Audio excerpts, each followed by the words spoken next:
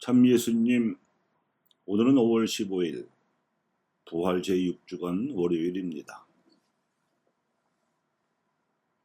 오늘 독서에서 소개하고 있는 리디아와 이 독서인 사도행전을 쓴 루카, 이 두 사람과 사도 바오로가 맺은 관계는 사도직을 위한 바람직한 인간관계의 한 전형으로서 주목할 만합니다. 먼저 리디아에 대해서 말씀을 드리면, 사도 바오로는 두 번째 선교 여행에서 소아시아를 떠나 그리스를 개척하기로 하고 먼저 북부 마케도니아의 관문이었던 필리핀으로 들어갔는데 거기서 리디아를 만났습니다. 리디아는 사도 바오로와 그 일행의 선교 여행을 유럽에서 소아시아까지 물심양면으로 도와주었는데 자신은 결코 나타나지 않았으며 사도 바오로도 그 사실을 드러내지 않았다는 점에서 성령의 그림자 천사처럼 도와준 여인이었습니다. 개인적이고 일시적으로 될 수도 있었던 이 만남이 바오로의 선교 활동에 커다란 영향을 줄 수 있었던 이유는 리디아가 지닌 배경 및 조건과 관련되어 있습니다. 리디아는 소아시아 티아디라 출신이었습니다.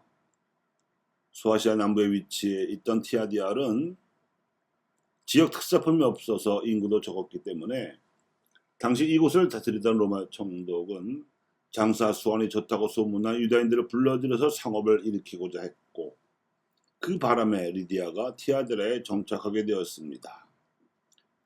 리디아의 말로 유다인 출신이었던 것이지요. 그가 취급한 자색 옷감은 천연 재료로만 염색할 수 있었던 고대의 사정으로는 바닷고동으로만 그 색깔을 낼 수 있었던 까닭에 자색 염료가 워낙 비싸서 왕족이나 부유한 귀족들만 입을 수 있었습니다. 그가 티아디라에서 필리핀까지 활동 영역을 넓힌 데에는 이 고급 옷값을 국제적으로 교육하려고 했었기 때문인 것으로 볼 수 있습니다.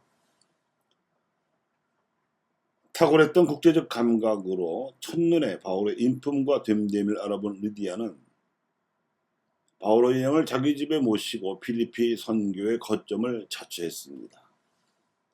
뜻밖의 호의를 얻게 된 바오로는 리디아의 집을 거점으로 필리핀에 복음을 전해서 나름 의미 있는 성과를 얻었습니다. 아마도 사도 바오로가 20여 년 동안 개척한 여러 공동체들 가운데 가장 성공한 공동체가 필리핀 공동체일 겁니다.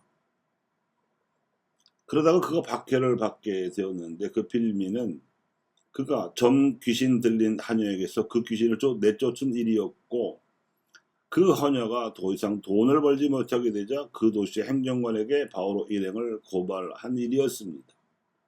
그렇게 되자 소아시아 피시디아주의 안티오키에서 일어났던 것처럼 바리사의 출신으로 짐작되는 유다인들이 방해하기 시작했습니다.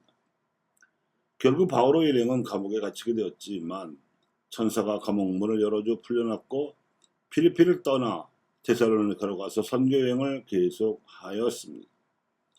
그렇지만 리디아와의 인연은 그 후에도 지속되었습니다.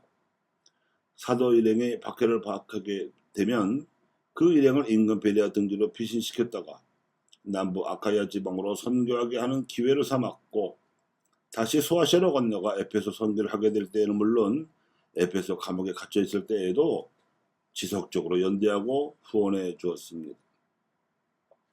이에 대한 보답으로 바오로는 자신이 아끼던 제자 티모테오를 필리핀 공동체의 봉사자로 파견하였고 필리핀 공동체는 에파프로디토스를 사도 바울의 수행원으로 파견하여 에페소 감옥에서의 수감 생활을 수발들게 했습니다. 이러한 인적 교류까지 가능했던 데에는 당시 소아시아와 그리스를 망라하던 에게 연안 지역의 상황을 꿰뚫어보고 있었던 리디아의 국제적인 안목과 인적 네트워크를 활용할 줄 아는 역량이 보이지 않게 숨어 있었다고 봐야 합니다. 이는 고스란히 사도 바울의 선교 활동을 드러나지 않게 체계적으로 뒷받침하는 뒷배가 되어 주었습니다. 그래서 필리핀 공동체에 보낸 편지를 읽어보면 사도 바울의 마음이 활짝 열려 있고 감사하는 마음이 흘러넘친다는 것을 알 수 있습니다. 그 당시 초대 교회에서 공유되고 있었던 자기 비하의 신앙 고백은 밖에 속에서도 성령 강림으로 예수의 신성을 깨달은 최초의 집단적 신앙 고백이었는데, 이 귀한 깨달음을 사도 바울은 유독 이 필리피 공동체에만 전해주었던 것도 이런 이유 때문입니다. 이렇게 사도 바울가 필리피 공동체를 동지적 호의와 감사로 표하는 마음에는 그 절반 이상이 리디아의 헌신적 도움과 활동을 염두에 두었을 공살이 큽니다. 그런데 바울에게는 성모신심이 없었습니다. 왜냐하면 그는 공생활 당시 예수님을 만난 적도 없었고, 따라서 성모 마리아에 대해서도 알지 못했기 때문입니다. 하지만 바오로가 제자로 삼은 루카는 마르코와 마테오가 써놓은 복음서를 참조하여 예수님에 관한 복음서를 기록하되, 이방인 선교라는 독특한 관점에서 기록하는 한편 초대교회에서 활약한 사도들의 행적을, 특히 대표적으로 베드로와 바울의 행적에 대해 소상하게 기록하면서 성모 마리아에 대해서는 다른 어느 복음사가보다도 더 소상하게 언급해 놓았습니다.